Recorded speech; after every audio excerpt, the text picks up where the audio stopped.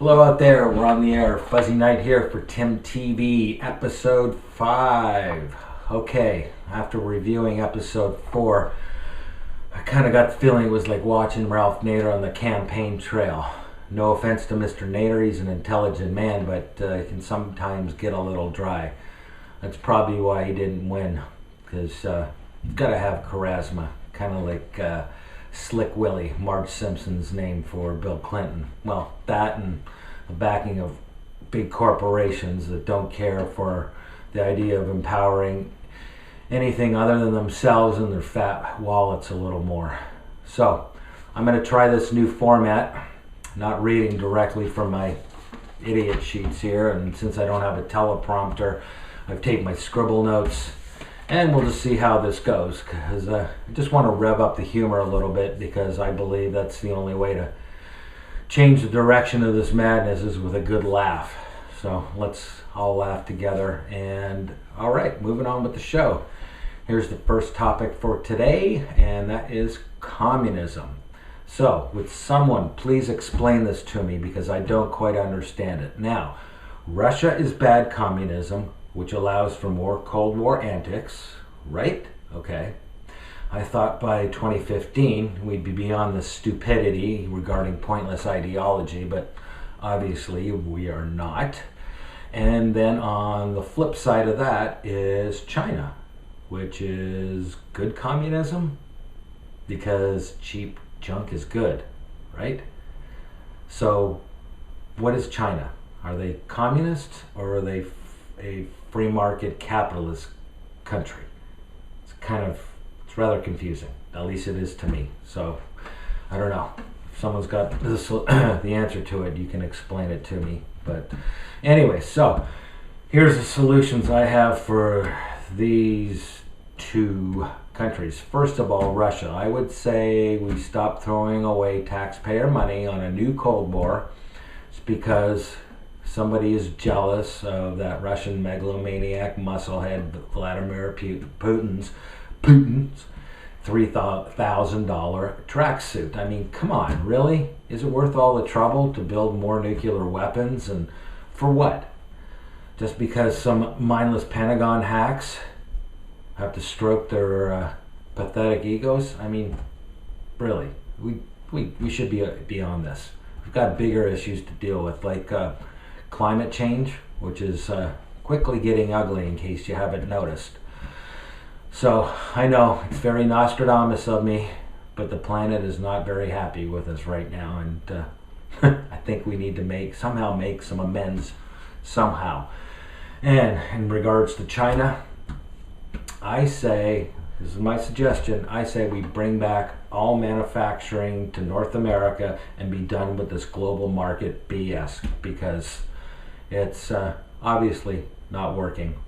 And if you look at the bouncing red ball stock markets lately, or if they're any indication, I believe China's ready to collapse. And if they do, they're only going to bring down the U.S., Canada, and Mexico with it, because of that wonderful NAFTA trade agreement, which took all the manufacturing over there in the first place. So let's move on from that, and we'll see how that goes.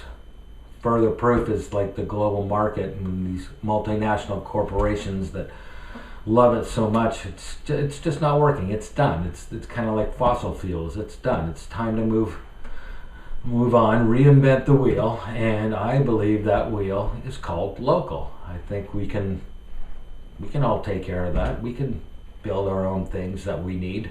It can be easily done. Sure, why not? Why not? Okay, so the other thing I wanted to discuss was the elections, and particularly to start with was the Canadian election, which is 5 weeks away. So Mr. Stephen Harper and his pack of cheating, money-grubbing liars, I believe, are not to be entrusted with any more political power. They have really dragged down the Canadian economy, and point in fact is that the collapse of the Alberta tar sands and the diminishing price of a barrel of oil I don't even know if the tar sands can be called oil, or an article on it, and that stuff's just nasty. It's got the viscosity of like a hockey puck. I mean, how do you put that in a tank of an internal combustion engine? It takes so much. Like, okay, I read 3 barrels of energy to produce 1. I mean, the logic of that to me just doesn't make any sense. So, nice work there, Stevie. Now, pack your bags. Canada's done with you. You've done enough damage already, so move on. But, as I stated on a previous show, I see a nasty election night coming on October 19th, and I think it's going to be even scarier than all of those Mike Myers, Halloween, and Freddy Krueger movies put together. So, Canada, do yourself a favor. If you want to see Canada succeed, I say vote Green. Check out their platform. It makes a lot of sense. NDP, not so much, you know. I don't know. Tom Mulcair. He just, I don't know, that guy, somebody needs to give him some kind of electric cattle prod or something.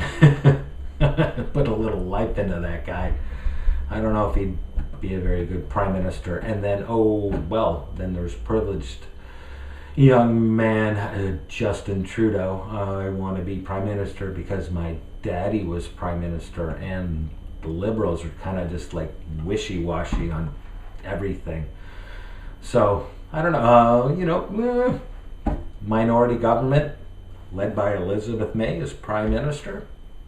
I think, that'd be better than 4 more years of Harper and his cronies, because then the corruption will just keep rolling right along, and I don't think we can afford 4 more years of that.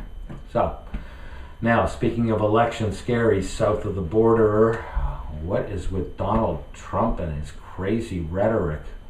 I mean, come on, is this guy for real? He just like spouts off whatever he's got going on in his head, and I mean, I know he's not a career politician, and that may be a good thing, but his overt racism, man, it's just too much. Just got to get real on that, Don. I don't know. And then, there's the other guy. With Scott Walker. Oh yeah. He's a nice piece of work, isn't he? Hey, let's build a wall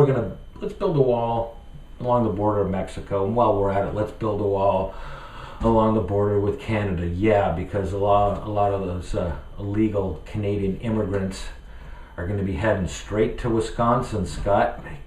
We want your affordable cheese. Yes, it's so affordable and so good. All right, you cheesehead.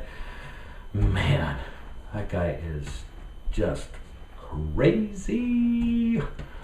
And so, what's the deal with building the walls? Keep people out, but NAFTA's good. I don't know. I don't get it. And, on the other side of the aisle, there's still Hillary still scratching away. Man, I'll tell you, she's like a honey badger. He just digs in, and she's not going to let go. So, but I've said it before.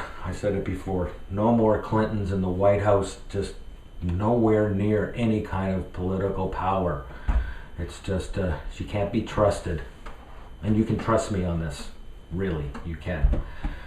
But the one thing, the best part about American politics is that the elections go on forever. I mean, come on, I'm going to have enough material for the next year on this.